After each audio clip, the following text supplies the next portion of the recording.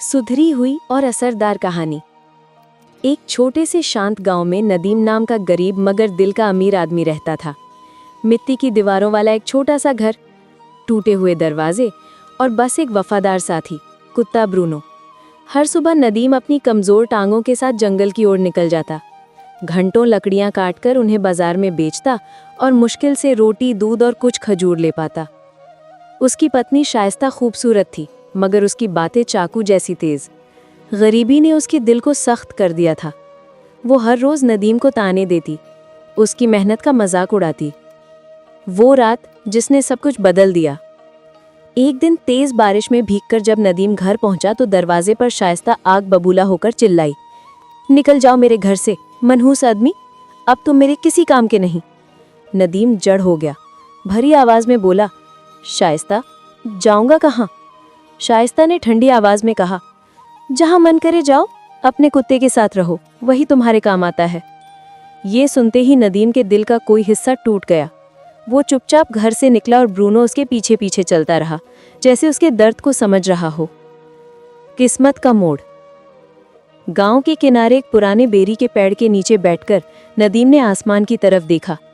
या अल्लाह, मेरे पास ब्रूनो के अलावा कुछ भी नहीं बचा। रात गहरी हुई, ठंड बढ़ी तो नदीम जंगल की ओर चल पड़ा। उसे एक पुरानी खंडहर कुटिया मिली। उसने आग जलाई और ब्रूनो के साथ वहीं सो गया। अचानक ब्रूनो गुर्राने लगा। कुटिया के एक कोने को खरोंचता रहा। नदीम ने मशाल से रोशनी की तो पता चला कि जमीन धसी हुई है। दोनों ने मिट्टी हटाई तो एक पुराना लोहे का संदूक निकला। जंग लगा ताला तोड़ा तो अंदर सोने के सिक्के, अशर्फियां, हार और बेशकीमती खजाना भरा हुआ था। नदीम की आंखें नम हो गईं। या रब, क्या तूने मेरी दुआ सुन ली? उस रात से किस्मत ने करवट ली। ईमानदारी की उड़ान। नदीम ने किसी को कुछ नहीं बताया। वो खजाने से थोड़ा थोड़ा निकालकर व्यापार करता। कुछ ही हफ्तों में उसकी दुकान बन गई और दूर दूर उसकी ईमानदारी मशहूर हो गई। लोग कहते, उसकी दुकान में बरकत है। रात को वो कुटिया में बैठकर मुस्कुराता और ब्रूनो से कहता, दौलत आदमी को नहीं बदलनी चाहिए दोस्त, तुम मेरे साथ हो, यही काफी है। शाइस्ता का पछतावा। दूसरी तरफ शाइस्ता दूर से नदीम की तरक्की देखती और हर रात पिघलती जाती। एक रात वो रोती हुई उसके दरवाजे पर आई। मुझे माफ कर दो नदीम, मैं गलत थी। नदीम ने शांत स्वर में कहा, माफ कर दूं, लेकिन घाव का निशान तो रह ही जाता है। शाइस्ता लौट गई, मगर अगली सुबह कुटिया साफ करती मिली। बोली, अब समझ आया है, इंसान की कीमत दौलत से नहीं, दिल से होती है। पर नदीम ने सच कहा, अगर ये बात तुमने तब समझी होती तो आज हम यहाँ न होते। जलन, साजिश और हमला। गांव में एक व्यापारी अजीत था, जिसे नदीम की तरक्की से जलन होती थी।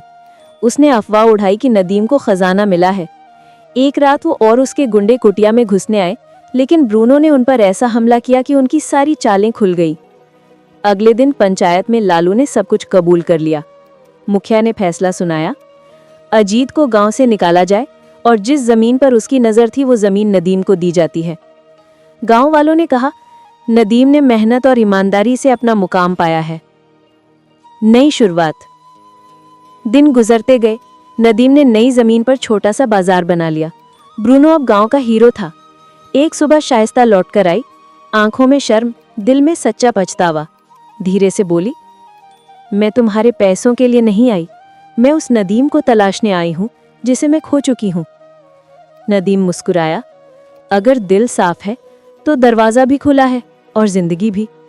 शाइस्ता की आंखें भर आईं और ब्रूनो दोनों के चारों ओर दौड़ने लगा, जैसे वो भी इस नए सफर को अपनी दुआ दे रहा हो।